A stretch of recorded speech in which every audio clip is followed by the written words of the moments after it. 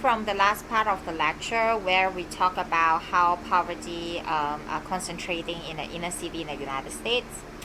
And how about the worsening of poverty? How actually poverty in these areas, instead of improving, actually got worse. These areas that were basically being abandoned by whoever can afford to abandon them typically lack basic services and amenities such as banks or grocery stores that sell fresh food and other retail establishments and parks, like things that ensure a quality living standard. And also, as we talk about in the lecture on culture of poverty, they suffer from substandard school because there are very little resources, very little investments into public services, including schools in this area. And they're usually located near hazardous waste sites or pollutions and no conducive physical environments. And also, perceived criminality or danger in those neighborhoods cause social isolations of people and repeated police raids, police brutality. Most of them are happening around this kind of area, and this is what a lot of the protests around the country currently is about, right? Such poverty is especially manifested during events like natural disaster. So, for example, in the Hurricane Katrina in New Orleans, you can see that the poor and black neighborhoods were being hit the worst during that time. So families trapped there because they have no access to automobiles and other means of transportation, so they could not move anywhere during that time. And also, there were delayed rescue efforts due to perceived violence or dangers of the neighborhood. So many properties and lives were being endangered because of this delay. And also, there was a lack of compensation as non-house owners.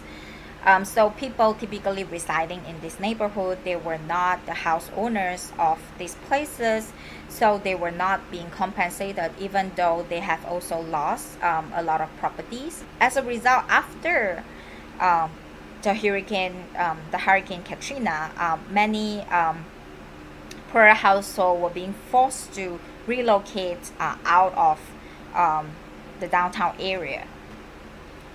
And also, remember, we talked about humiliation and culture of poverty before this. So all these have psychosocial impacts on people living in this neighborhood.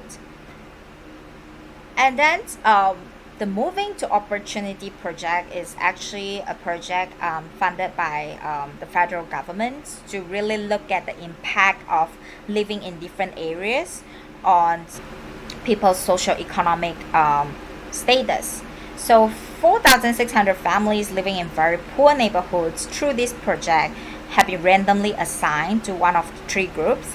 So a group of them can move to public housing areas, which are poor areas generally, and a group of them can move to anywhere. And then a group of them were being moved to wealthier neighborhoods. And this study really quite fascinatingly show a very big difference in terms of average income level, health of the person, IQ level, and happiness, as well as upward mobility of people living in different neighborhoods. So the picture here is about how people who stay in public housing just have lowest average earning compared to people who move to other neighborhoods, even though all of them were originally from very poor neighborhoods. And then there was even an impact in IQ. I mean, IQ test is something quite contested, I would think, because it is administered in a biased manner, in my opinion, because it tested some abilities but not the others. But still, according to those IQ tests, where people grew up really have an impact on their IQ score.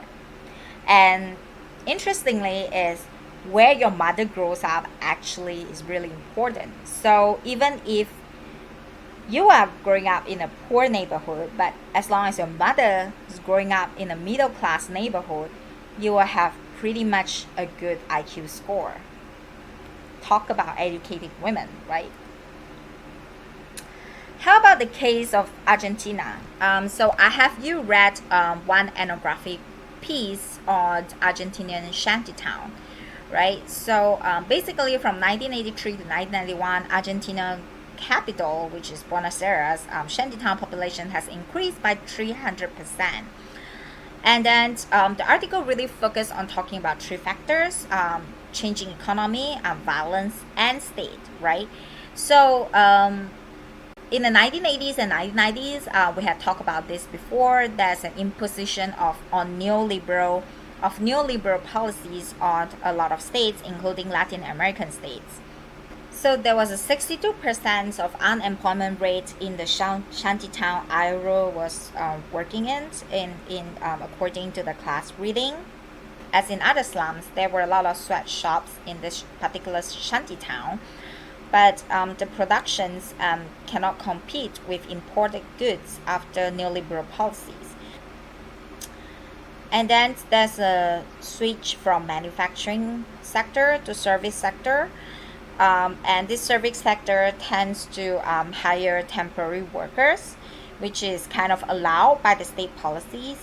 And Ayuro used the word flexportation, meaning they flexibly employ workers as part-time workers and temporary workers without having to support their social security or any kind of other benefits, and they can be terminated anytime. So this is especially in service sector because you have, for example, off seasons and peak seasons, tourism seasons. The shanty towns, from a place of transitions, eventually became a place to stay. So people are stuck in the shanty town instead of finding ways to climb up the economic ladder and move to somewhere else.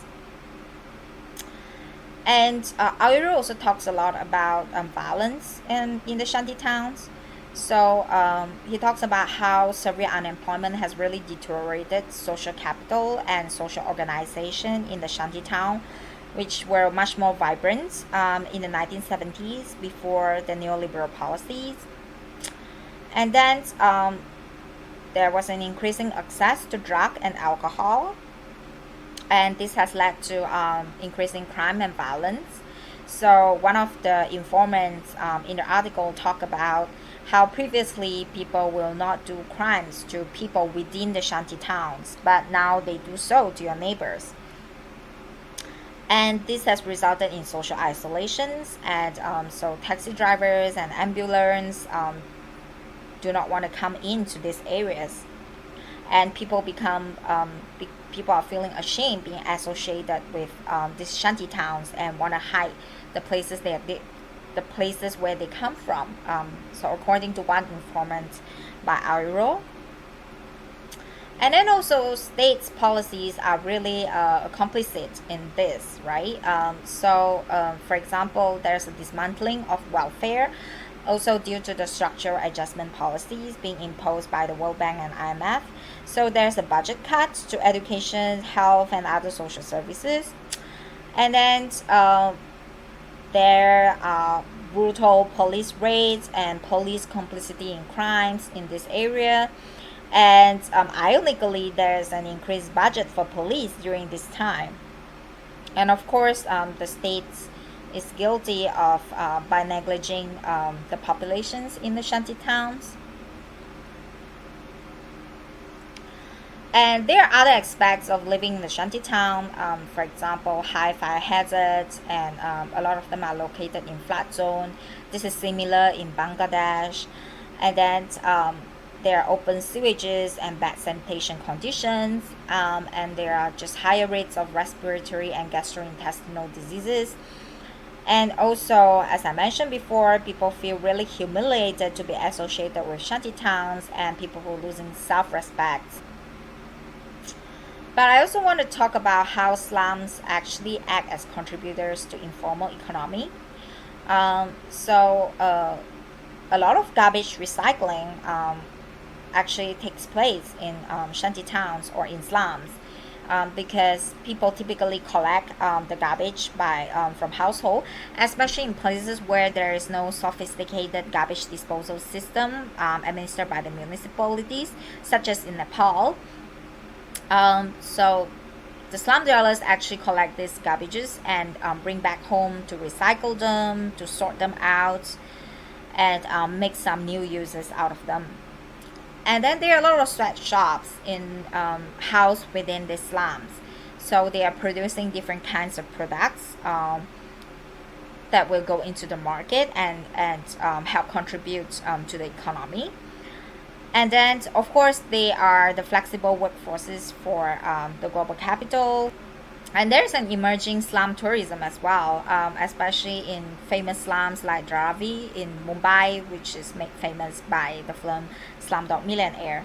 So actually, I will direct you to a film which brings you into the Dharavi slums in Mumbai, and you can look at how the sweatshops economy is operating there. Before the end of this lecture, I want to ask you these questions. How are environmental issues related to urban and rural poverty?